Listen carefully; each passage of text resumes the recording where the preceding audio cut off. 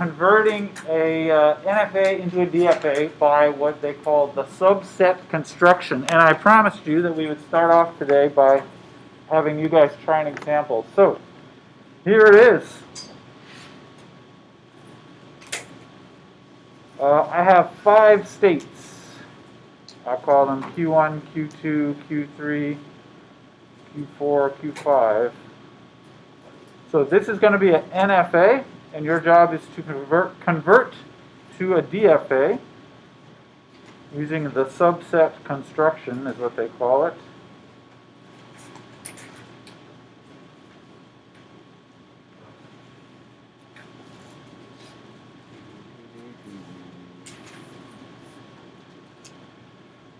All right, so we have 5 states here to our setting. Now, I said last time that, in general, when you do the subset construction, if you have n states to begin with, you get 2 to the power n states. Now, 2 to the 5 is kind of a lot, isn't it? That's 32. You should not attempt to draw all of the states, right? You should start at the starting state. Just begin by drawing the starting state, and then put in arrows and try to create however many states you need. So when I did this, I only ended up using 3 states total because I never got to any others. Maybe just to get us going, anyone want to tell me what should our, so this right here is the NFA. Your job is to draw an equivalent DFA. Can anyone tell me what is the starting state of the DFA you're going to use? Remember, every state in your DFA is a set of states from the original one. I hope you remember the procedure from last time. What is the starting state? Would it be Q1 and Q4? It would be Q1 and Q4. Yeah, I hope you began with this state as your starting state. Remember, the starting state consists of the original starting state plus any additional states which are reachable by epsilons from the starting state. That's why it's Q1 and Q4. That's the starting state. And then remember, so if you wanted to draw, say, the outgoing arrow with an A on it, that would, what you do is you have to look at each of those states and decide where they could possibly go by using A's combined with epsilons, perhaps. All right, see what you got. I'll give you a few moments, then maybe I'll walk around and see how you're doing. I'm here to help.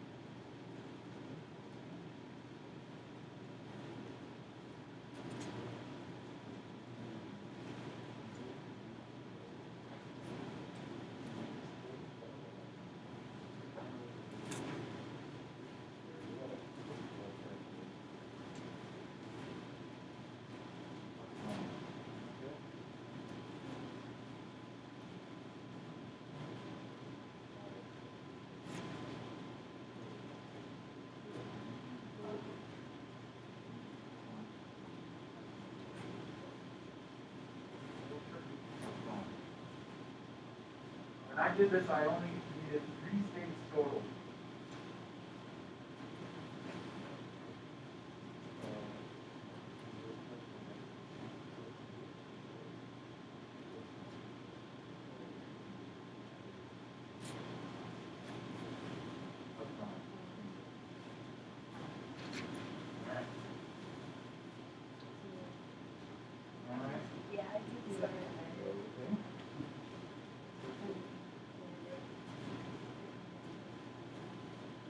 Okay. Yeah. So let's start from the front. Try drawing all of these.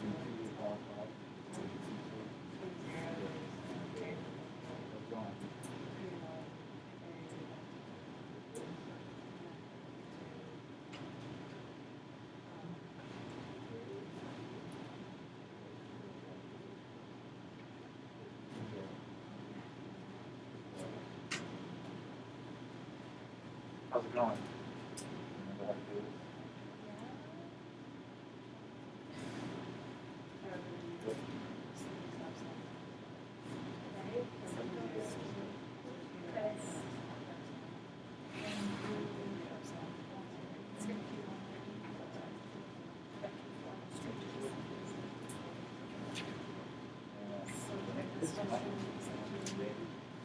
I want you to think it in terms of construction.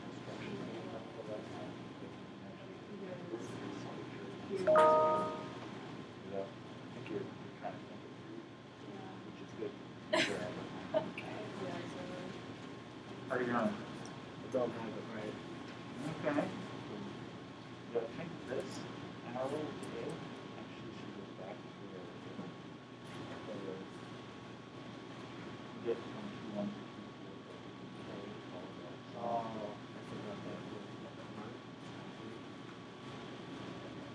That's good.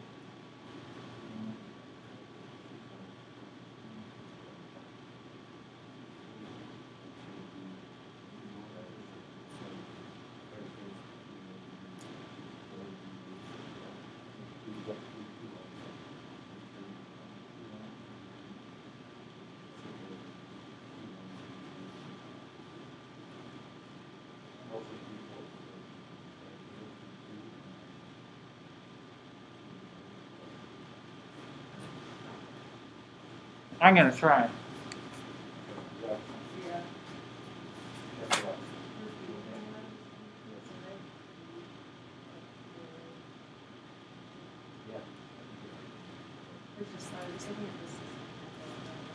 Yeah, we never.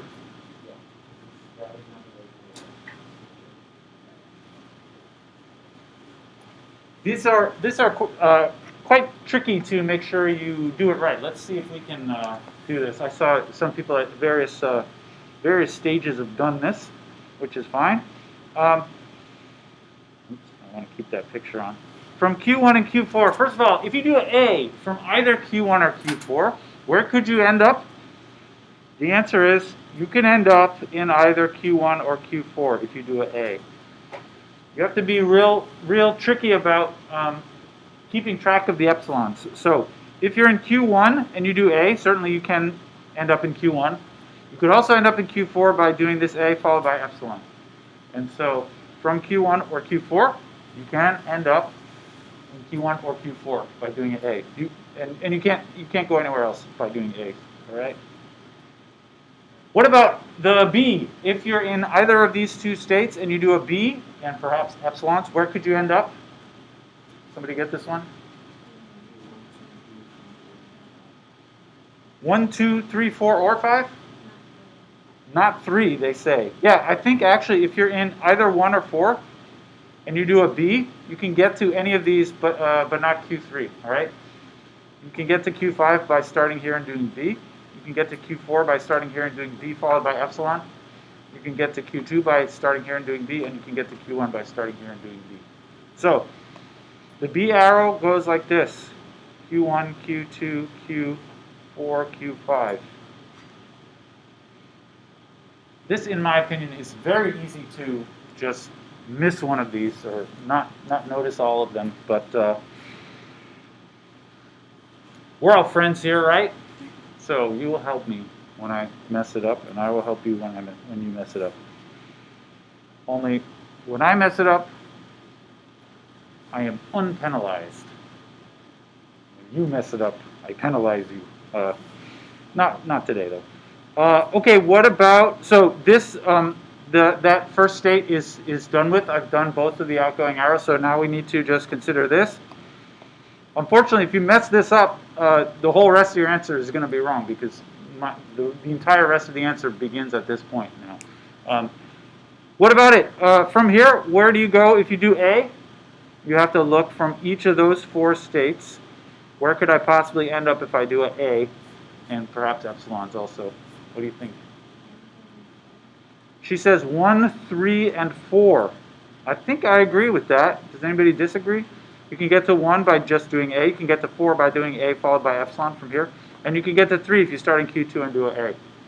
I believe you cannot get to the other states though. So 1, 3, and 4 is what she said. Put it down here.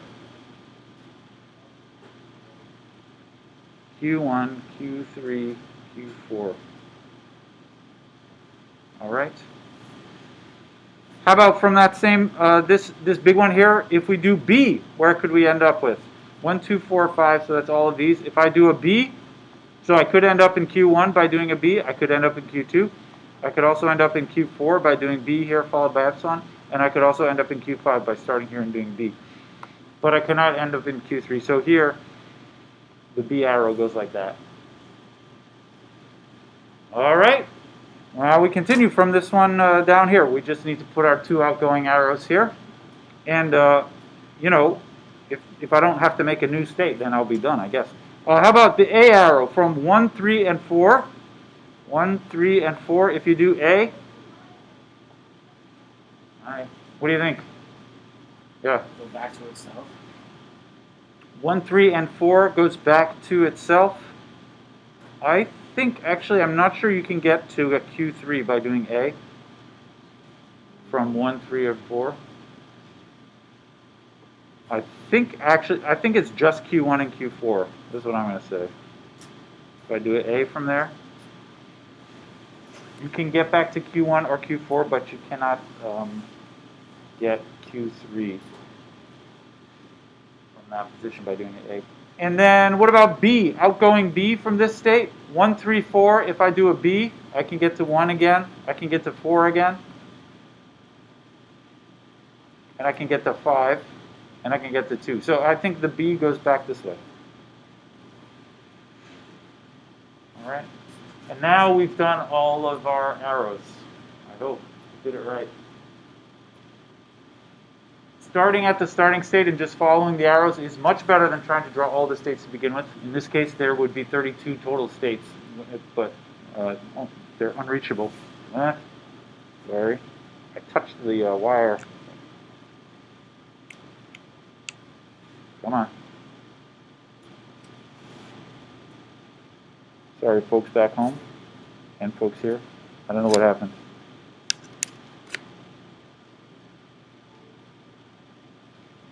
I heard a ding. Something's not right. Oh, I got a jumpy here. Yeah. Oh, don't read my emails. I don't know what happened. Give me a moment here. All right.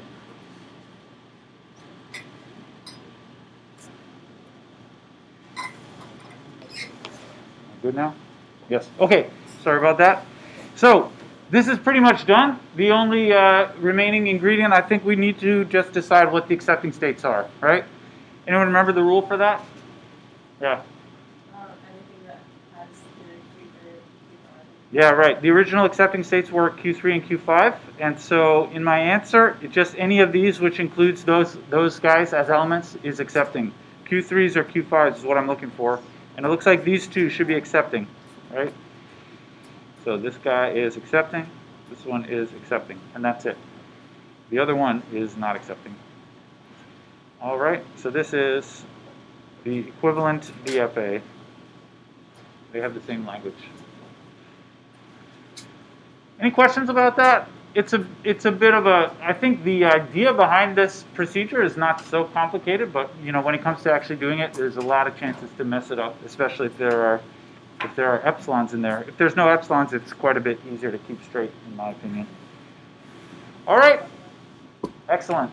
I would like to talk a little bit about why this procedure works. Like, why should you believe me that this DFA here has the same language as this NFA here? When you're sort of getting down to the details, it becomes you focus so much on the process. Sorry, there's something on my screen. I'm trying to scratch it off with my red dot. You get so focused on the process that you can lose sight of kind of what the point of this. Remember, the point is this DFA is supposed to have the same language as this NFA, and I want to talk about why that is the case. The very informal version of why that's the case is the original NFA, remember, an NFA is non-deterministic. That means in every step, it could have more than one possible outcome. That is, like, for example, from Q1, there are two outgoing B's, right? You can do B that gets back to Q1, or you can do B that goes over to Q2. And the way you want to analyze that in terms of a DFA would be you consider not just what are the states you can end up in, but what is the whole set of possible states that you could possibly end up in. You could think of them as like sort of parallel universes. If you're in Q1, you do an A, you could end up in Q1, but you could also end up in Q1, or you could also end up in Q2 by doing A followed by epsilon. This diagram is meant to represent sort of doing all of these parallel executions at the same time. And keeping track of all of them in terms of these sets. That's a very informal description of this. I want to see if we can actually demonstrate this formally, like using the set theory notation for everything. And I might as well tell you before we get into this is going to be our most complicated set theory description yet, and perhaps ever.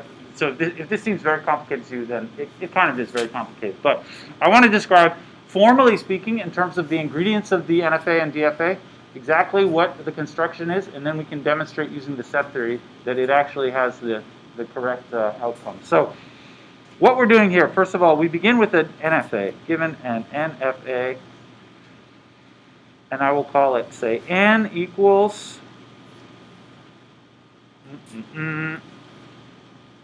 okay, I'm going to call this Qn, the alphabet, delta n, the starting state, and the accepting states. I just put n's on all of them, n for NFA because we're about to create another DFA which behaves in the same way. Let's say this is what we start with, and I'm going to call that n. We create what we call the subset machine.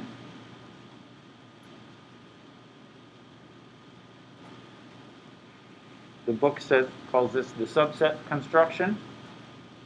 And I will call this one M. It's a DFA.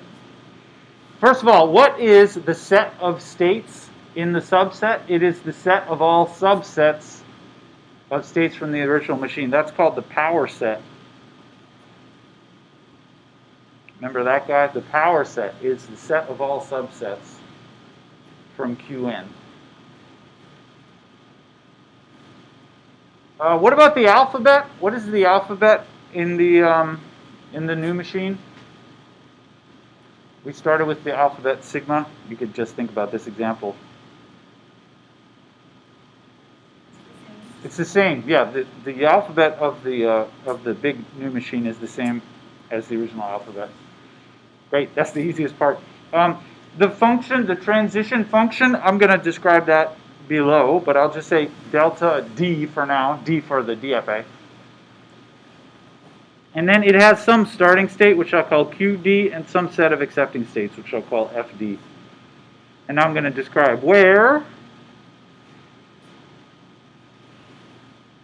we have to say what each of those ingredients are in terms of the original NFA. What is QD? Remember I described in words before how you find the starting state. It consists of the original starting state together with any other states which are reachable by epsilons from the original starting state. Actually, it's very easy to write that using symbols. It is the set of all states which are reachable from the starting state by epsilon. That you can write. It's similar to what those things I said you should do on the quiz. It looks like this. This is all of the states which you can arrive at by doing epsilon starting in Qn. All right, that is exactly what I said about it's the original starting state plus any other thing you can reach by doing the epsilon transitions. I use the star here because this epsilon is technically not an alphabet letter. It is a string, and so you have to use the star when you're doing strings rather than individual letters. Epsilon, it looks like an individual letter, but it's not a letter at all. It's the empty string. Okay? What about FD? This is the set of accepting states in the product machine. This one is kind of, it's not as easy to write in a very compact way that I just wrote there, but it's all the states, all the subsets which contain one of the original accepting states. Unfortunately, you have to just write something like, it's every subset of states, so I'm going to write this as R in the power set of Qn, such that R contains an element of Fn. That's the original accepting state, accepting set. This is how you have to say that. R contains an element of Fn. The way to write that is R intersect Fn is not the empty set. That is, there is some element which is in both of those sets. R contains some element of Fn. And then the last thing to describe is the delta. The delta. This and the way to sort of write. The transition on our subset machine, it takes a state, which is actually a set of states from the original NFA, comma, a letter in the alphabet. And what do you get? You get over here the collection of all possible states that you can reach from any element of here by doing this letter. This is also complicated to write. I'll write it down and then I'll say what it means.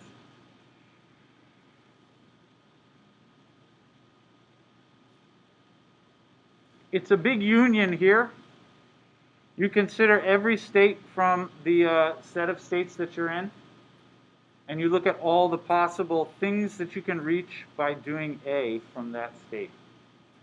It's a big union because you have to, like when we were actually doing this in the example, for instance, to write down what's the B arrow from here, you have to consider, imagine you are in any of those three states, and you consider all the possible outcomes by doing B from any one of those, and you union them all together. That's what this big U means. All right, this is the most complicated ingredient there. All right, this is also a little weird. I used a star here, even though I put just a single alphabet letter. That is so that you also account for epsilon transitions using the star there. Strange little details here. Not so important. All right. Anyway, this is the formal description of what the subset machine is. And believe it or not, if you agree with this description, it becomes fairly straightforward to prove using the set theory that the language of the first machine is the same as the language of the second. So I'm going to do that as a theorem. And the theorem is simply that the language of the NFA is the same as the language of the DFA. All right? And if we put these ingredients together just right, we will end up with the language of, the language of one equals the language of the other. Let me just refresh your memory of the definitions of each of those.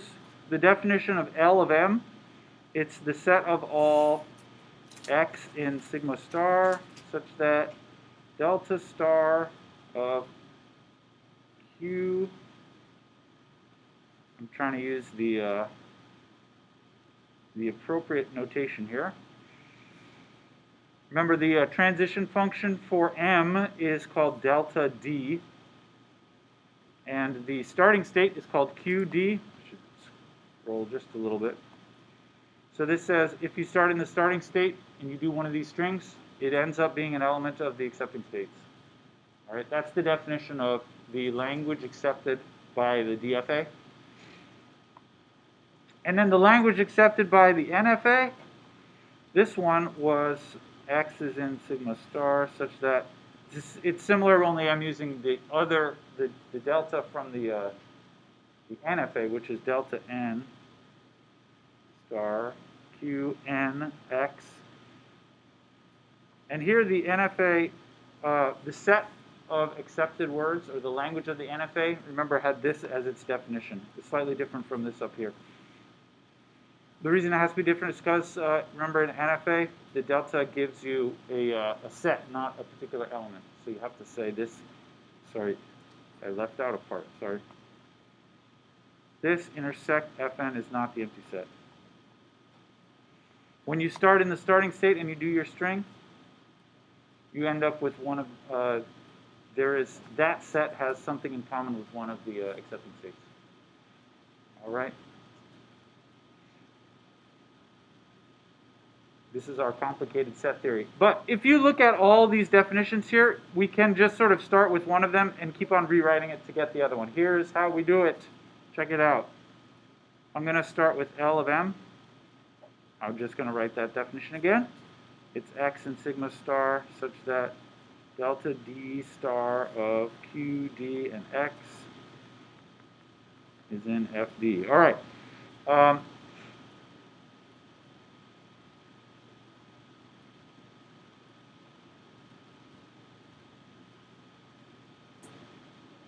Okay, what I'm going to do, I lost track of my notes for a moment. I'm going to, first of all, plug in QD, right? QD is right here, and here's the definition of QD. So stick that in right there. It says X in sigma star delta D star of, okay, in here comes delta N star of Q, N, and epsilon, comma, X. All right.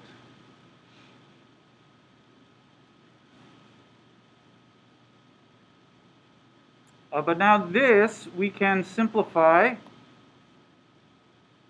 Here we have a delta inside of a delta. This is actually something that we talked about once last week or the week before, maybe even. What this means is you start at Qn, you do epsilon, and then immediately after you do x. This is the same as doing.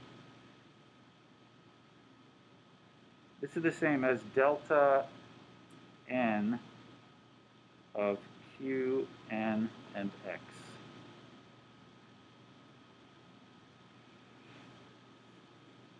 The reason is because what your interpretation of all this is, it means I start at Qn and I do epsilons, and then I do X. But that's the same as just starting at Qn and doing X, right? Because the epsilons are built into this Dn. All right, that's a bit of a strange step. From now on, everything is the same. What does it mean to be an element of FD? Well, FD is this right here.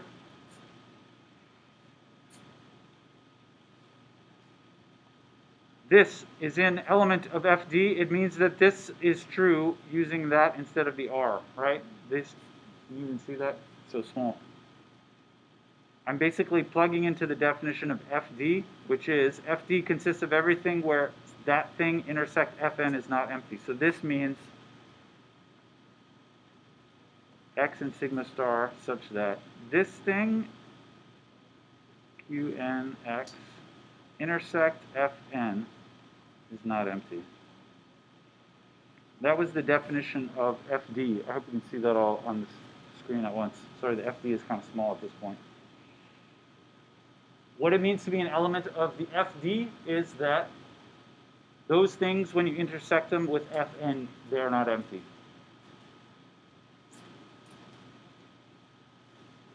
And then this is over. This is L of n. That's what I said before. That's the definition of L of n right here. It's the same. Can you believe it? This is the ultimate, I know that these set theory proofs can be hard to follow, but I want to present them just to reinforce the idea that the pictures of the DFAs and the NFAs, that's how we usually think of them in terms of the pictures. And that is kind of the appropriate way to think about them. But when it comes to proving things about them, this is the way you prove things about them, by writing all of this set theory nonsense, which really looks like nonsense.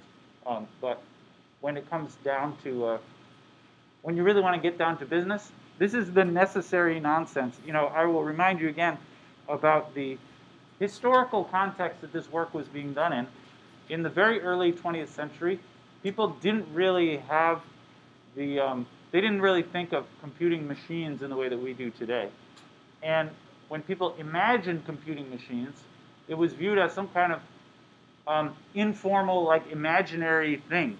It was necessary in order for them to be taken seriously by mathematicians to be able to write proofs like this. Of course, for us, it's easier to think in terms of the imaginary machines, but that is somehow, like mathematically speaking, a little deficient. Although that is usually how we're all going to think about them. All right, this is the most complicated set theory proof that we're ever going to do. So if you're fed up with that, it's fine. It's over now. All right. Any questions about that before we talk about something a little different? Okay, great. Let's put this behind us. Oops. I hope we can all appreciate that those kinds of set theory proofs do exist. We are, in practice, not really going to have to think about them very often, though. All right.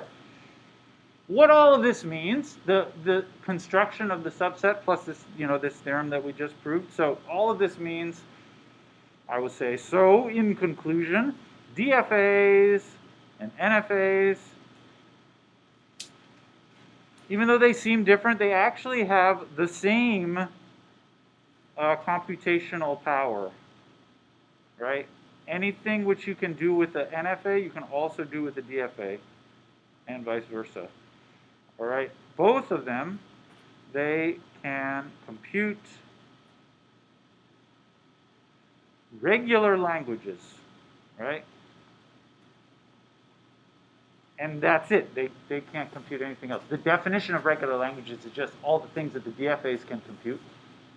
But the NFAs, they compute the same things. So they are called, these can compute the regular languages. People, in the business talking about these machines, more often will just describe them as sort of finite state machines. And somebody might say, oh, well, you say finite machines, do you mean DFA or NFA? And the answer is like, well, it doesn't really matter because they're kind of the same. I mean, a DFA is not the same as an NFA, but they have the same capabilities. So usually, actually, it's not too important to distinguish between the two. All right. Also, another way we could say that is that, well, I'm just going to say so. Yeah, here's another way to write this. I mean, very slightly more formally. L is a regular language. If and only if it is the language of an NFA.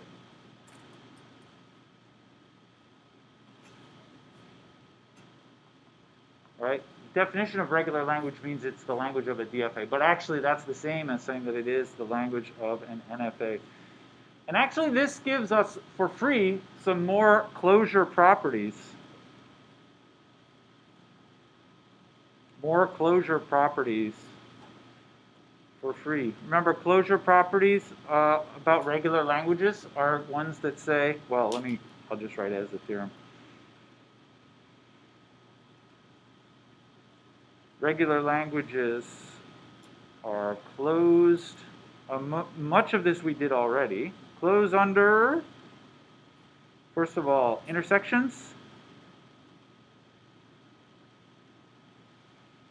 To do this, you can take two DFAs and combine them together by pairs, which is what you do on the homework for today, actually, and get the intersection language. You can also do this to get unions. You need to choose the accepting state slightly differently.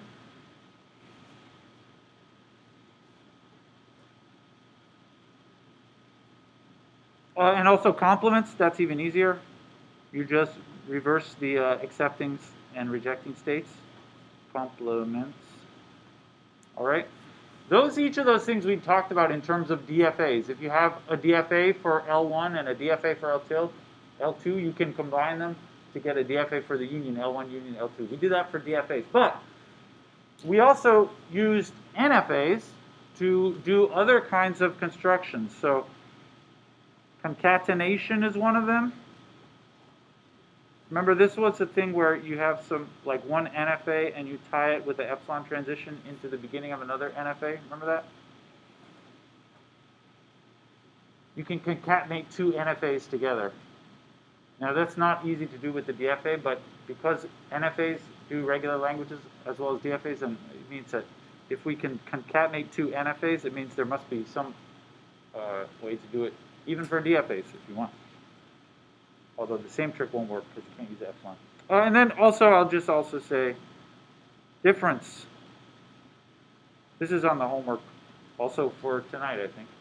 You should, in one of those problems, you describe how to get a DFA which does the difference, L1 minus L2.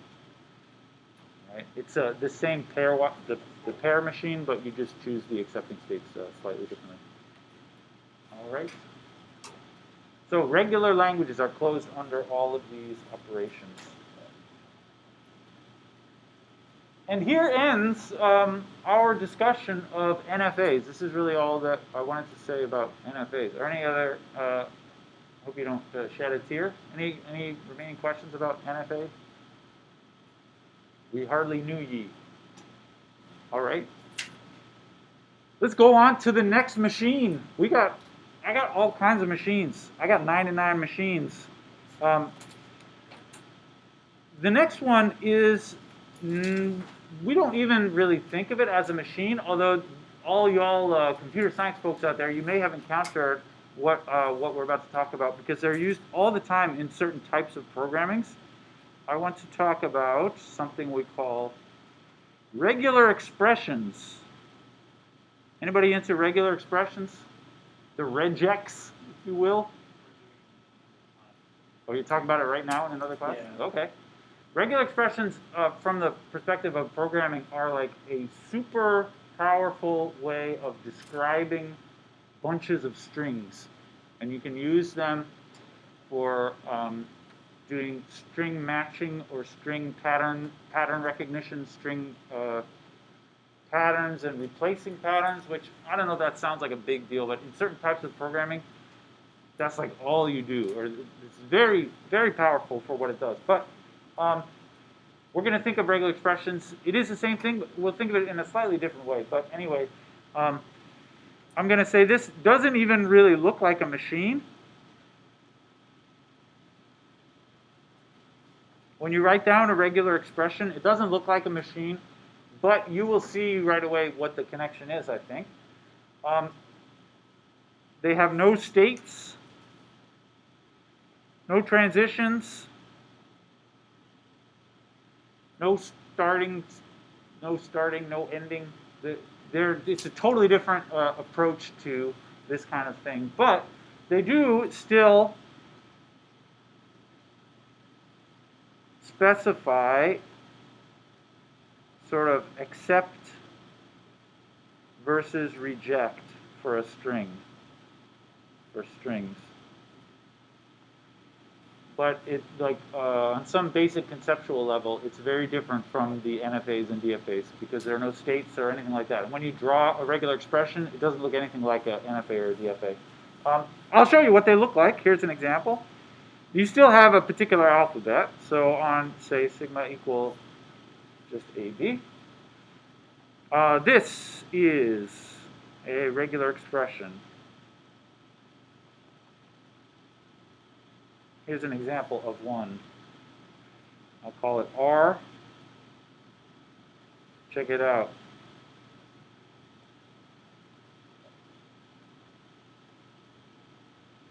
All right, this is an example of a regular expression. And our goal for the next couple times, I mean, we only got 10 minutes now, and we're not going to get there really, but our goal for the next couple of times is to be able to kind of read this regular expression and decipher what is meant by it. What are the strings which are accepted or rejected according to this regular expression? So this defines a language just in the same way as a DFA or NFA. And we call it L of R. In this particular example, just because I know about regular expressions, and maybe some of you also do, A, B, A is in this language. B, A, B, A is in this language. Something like A, B, actually that's not in the language, etc. So this is sort of the goal for the next couple times, is to be able to read a regular expression like that and decide, tell me, are these strings in the language or not, that is given by the regular expression. All right? We got 8 minutes on the clock. I think we can get started on this, understanding this. So a regular expression, actually I'm just gonna write this most often, regex. I'm not sure, I'm supposed to say regex or regex. I don't know. I say regex, but anyway, a regular expression consists of, I'll tell you what you're allowed to put in there, consists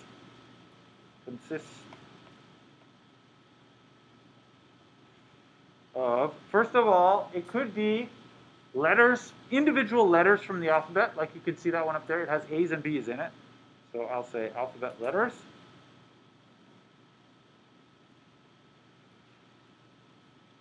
And it also consists of certain operations. You can see the plus operation and the star, and actually those are the only operations. So it could have plus in it, it could have star in it. It can also have parentheses, as you can see up there.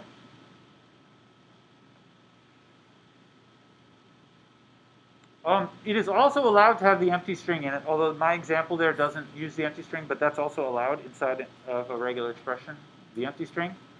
And also one other, this is a very special one, but the empty set is also allowed as part of a regular expression. We almost never use the empty set in a regular expression, but it is kind of technically allowed. It's kind of like the number 0. It's really almost never useful, but it does count as part of the regular expression. And in real life, in regular expressions, I think they don't even let you use the empty set because it's pointless to use by itself. All right? Anyway, so I'm going to try to explain in the next 6 minutes. I don't know if we'll get to all of these, but let's just try to explain what each of these things indicate in a regular expression. So a single letter just represents itself. So a single letter represents itself. So in that example that I wrote up there, like this A really does mean an A. And when you see A, B here, that does really represent like an A next to a B. So the letters mean what you think they mean.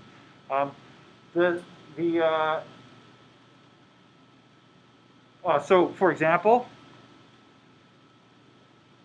if my regular expression is just R equals A, then the language is just A. So the set of strings which are accepted by the regular expression that says just A, that is just A. It means what you think it means. If all you see are letters, it just means those letters. So if the regular expression was ABA, then the language is just ABA, right? If you see a string there, the language of that string as a regular expression is just that one string, all right? The empty set means the empty set as far as the language goes. As far as the empty set, then the language is just the empty set. No strings are accepted, all right? And that's why we almost never actually use this, because it represents a language which has no strings in it, which is not an interesting language to talk about. So we will basically never see the empty string. Sorry, the empty set. We will see the empty string. The empty string is a useful one to use. The empty string represents the empty string again. So for instance, if R is empty string, then the language is this. This is different from the empty set. The empty language means nothing is accepted. This one means it is a language, and there's one thing which is accepted, and it is the empty string. All right. Okay. So these types, what I've just described right there, these are all called atomic regular expressions. They are single letters or empty string or the empty set. Those are called the atomic ones. And then every other is called atomic in the sense of like chemistry or something, like everything is made out of atoms. Every other regular expression is created by combining together the atomics using the operations, the plus, the star, and the parentheses. All right? So those are the atomic regular expressions. And by themselves, they're not really useful for anything. They are useful when you combine them with the operation. So let's just talk about the plus. It's easy enough. The plus operation is like union for sets. All right? Or you could say it's like or. The plus is like union or like or. So that means if I have a regular expression A plus B, then the language of R would be it accepts A and it also accepts B. This is what the plus means. All right? And actually, when we're talking about regular expressions, I keep on saying accept or reject. Actually, we don't typically use the word accept versus reject.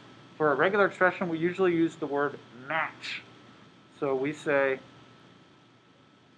A plus B matches A, and it also matches B. It means that A is in the language generated by that regular expression A plus B. But just for reasons probably related to how they're used in programming, we use this word match. A plus B as a regular expression. It matches A, and it also matches B. And generally speaking, for two regular expressions, R1 and R2, what is the language if you write R1 plus L2? R1 plus R2, the language of that is the language of R1 union the language of R2, right? That's what the plus means. It means like or. You combine two regular expressions together, what you get is all the ones which match the first one or match the second one. That's what the plus does. All right, and I think I'll have to leave it at that. We'll describe the rest of them next time. And we can do some real world examples. It'll be fun. So Friday we will begin with our quiz as usual. The quiz always covers the stuff that was due on the homework on Wednesday. So whatever was on the homework on today, that's what you should expect on the quiz.